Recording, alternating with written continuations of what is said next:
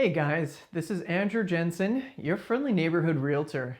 And for today's video, what I wanted to do was take a look at the impact of COVID-19 on the real estate market. There's definitely been some big changes, some unexpected changes, and it's worth taking a look at it if you're a buyer or a seller or maybe even an investor to know what the future might hold. So let's get started on this one.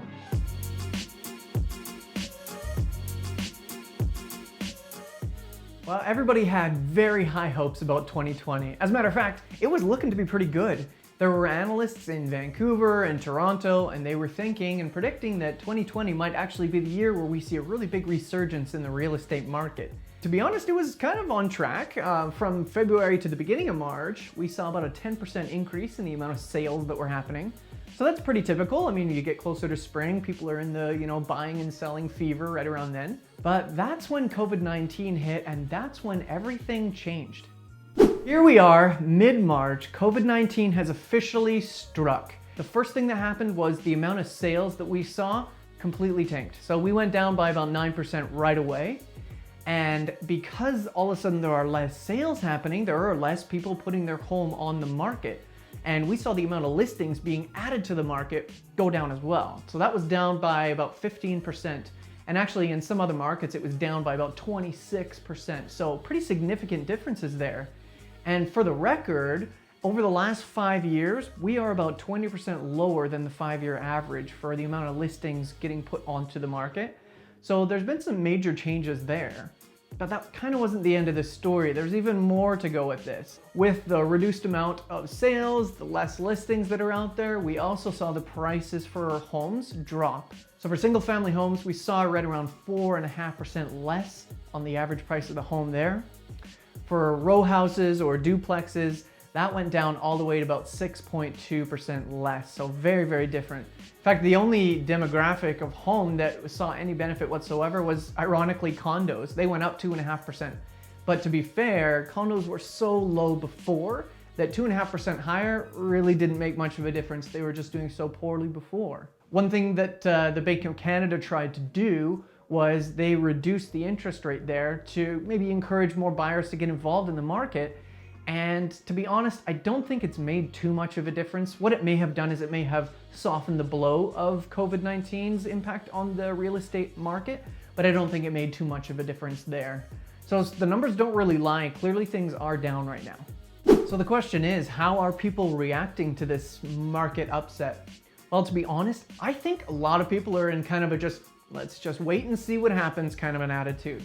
And it's totally fair. I mean, our economy is so closely tied to oil and gas, especially where I'm from right now. And seeing oil and gas literally tanking right now, it's obvious that people would want to pad the brakes a little bit and just sort of see where the market takes us. And it makes sense that there would be a slump even in the real estate market. So the investors that are out there right now, they are in this position where they are offloading some of their extra inventory or things that they just are afraid that they want to keep because they have so many properties. So they're getting rid of these different properties. And the one silver lining with that is because these are such kind of distressed sales, they're compelled to sell and they really need to just get rid of these properties and these investments, is the prices for those investments might be a bit lower, so people who couldn't maybe have gotten involved in the market before, maybe you were thinking of buying your first home, you might have the opportunity to do that, to take advantage of some of these more distressed listings that are being put up there. So what does this all mean for you as a buyer or a seller or as an investor? Well, to be completely honest, nobody really knows at this point. We just don't know where the market is going to go.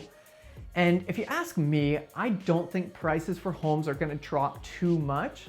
What I see is that there's just not enough inventory on the market for people to take advantage of really, really low prices. Because it sort of comes back to the old supply and demand principles where this is how you get low prices. Essentially, there are not very many buyers out there, but there's a ton of inventory, and that usually equals lower prices on that inventory. But the problem is we just are missing the extra inventory bit because there's so few listings going on the market. So in my opinion, I just don't think that we're going to see a whole bunch of low prices and this big collapse in the price of homes and real estate and that kind of thing. What I do see is that in about a year, I think things will level off a little bit, so it will take some time. One thing that might come out of this is at the end of when sort of this whole COVID-19 relaxes a little bit and more people are out there. What I think is going to happen is we're going to have this pent-up amount of buyers out there, and they are going to quickly flood the market after this whole thing is relaxed a little bit. So there's one thing that I do think is going to happen in the future. I don't think prices are going to drop too far. They've dropped a little already, and they may go a little bit further, but I just don't imagine this huge collapse. Just there's not enough inventory. And I also think that we're going to see a big jump in buyers once this whole thing relaxes just a little bit. So you may be saying to yourself at this point, things are looking a little bit grim as far as real estate and the real estate market is concerned. And to be completely honest, it does look a little bit rough right now, but things always improve, right? Things always get better. This is not the end of the road. The markets always improve. That's just how it goes. It might take a little bit of time, but it does get better. So my advice for you guys is to avoid getting too overly pessimistic or too overly optimistic about the future of the real estate market, and to just make sure that you're wise about your investments if you're a buyer or a seller or an investor. And to be completely honest, if you don't absolutely have to be out there buying homes or selling your home or something like that, maybe consider just staying inside. It'll help us all as we try to isolate and as we try to keep this pandemic from growing any further than it already is. The more we kind of follow these guidelines, the sooner it'll all end, and the sooner we can get back to our life as it should be, and the sooner the markets can see that healthy uptick. If you guys enjoyed watching this video and you'd like to see more of these real estate videos, please leave a like, subscribe to this channel, and there's even a little bell there that you can hit so that you can get notified anytime that I upload a video. For now, this is Andrew, your friendly neighborhood realtor, and I will catch you in the next video. See ya.